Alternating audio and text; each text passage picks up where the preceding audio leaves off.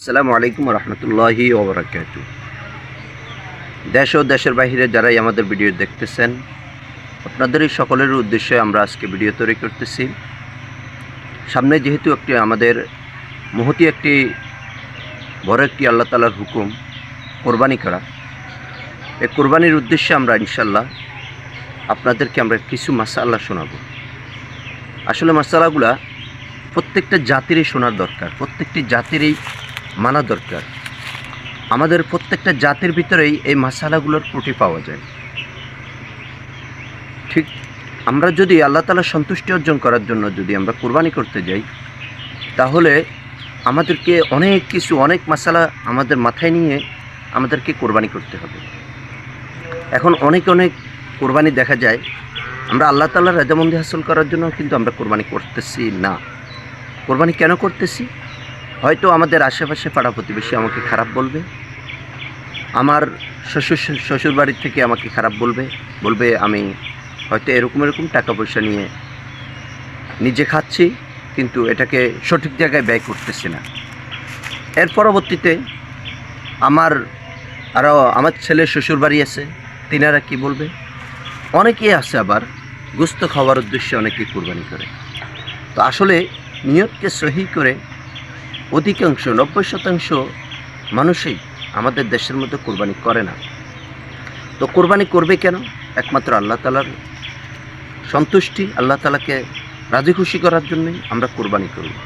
কোরবানি করার ক্ষেত্রে আল্লাহ তাআলা আমাদের অন্তর দেখেন, আমাদের টাকা পয়সা, আমাদের পশুটা কেমন হলো, কালো নাকি লাল, এগুলো আল্লাহ তাআলা কিছুই দেখে না। আল্লাহ তাআলা শুধুমাত্র একটাই দেখে, সেটা হলো কি? তাকওয়া। কার তাকওয়া কতটুকু, এটাই আল্লাহ তাআলা এতটুকুই দেখেন। আল্লাহ তাআলা কোরআনের ভাষায় বলতেছেন, লান ইয়ানালাল্লাহা লুহুমুহা ওয়ালা দিমাউহা ওয়ালাকিন ইয়ানালুহুত তাকওয়া মিনকুম। আল্লাহ তাআলা বলতেছেন যে তোমাদের কোরবানির অংশ থেকে রক্ত, মাংস, হাড্ডি ইত্যাদি কোনো কিছুই, পশুর কোনো একটা অংশ আমার কাছে এসে পৌঁছায় না। আমার কাছে কি পৌঁছায়? আমার কাছে পৌঁছায় শুধু তোমাদের তাকওয়া। তোমাদের তাকওয়াটা কেমন? তোমরা কোরবানিটা কার জন্য করতেছো, কেন করতেছো, হ্যাঁ, কতটুকু ব্যয় আমার পিছনে করতেছো। আল্লাহ তাআলা এই যে তোমার তাকওয়াটা, তোমার ইখলাসটা, এটাই দেখবে, আর কিচ্ছু আল্লাহ তাআলা চায় না। ঠিক আছে? এভাবে ইব্রাহিম আলাইহিস সালামকে আল্লাহ তাআলা বিভিন্ন রকমভাবে পরীক্ষা করেছেন। শেষ এতটুকু পরীক্ষা করেছেন, শেষ পরীক্ষা যেটা ছিল এটা হলো হযরত ইসমাঈল আলাইহিস সালামকে কোরবানির মাধ্যমে তিনার পরীক্ষার ভিতরে ফার্স্ট হয়েছিলেন। তো এভাবে আল্লাহ তাআলা ইব্রাহিম আলাইহিস সালামকে যেভাবে পরীক্ষা করেছেন, এভাবে প্রত্যেকটা জাতিকে, প্রত্যেকটা মুমিন বান্দাকে আল্লাহ তাআলা পরীক্ষা করার জন্য কোরবানি নামক একটা আল্লাহ তাআলা কোরবানি নামক একটা যেই মাধ্যম আমাদেরকে পরীক্ষা করার জন্য এটা আমাদের মাঝে নিয়ে আসছেন। এবং কি এখান থেকে আমরা কোরবানি করব। কি কোরবানি করব? আমাদের অর্থ সম্পদ, আমাদের যে মহব্বতের যেই জিনিসটা আছে। এখন বর্তমান দুনিয়াতে মহব্বতের জিনিস বলতে আমরা বর্তমানে এখন একটাই জিনিস, আমাদের সবচেয়ে বড় মহব্বতের জিনিসটা হলো আমাদের টাকাটাকে আমরা বর্তমান জামানায় বেশি মহব্বত করি। এটা যেখানে আছে সেখানেই আমরা দৌড়াই। এটার তাগিদে আমরা যে কোনো জায়গায় আমরা দূর দূরান্তে দৌড়াদৌড়ি করি।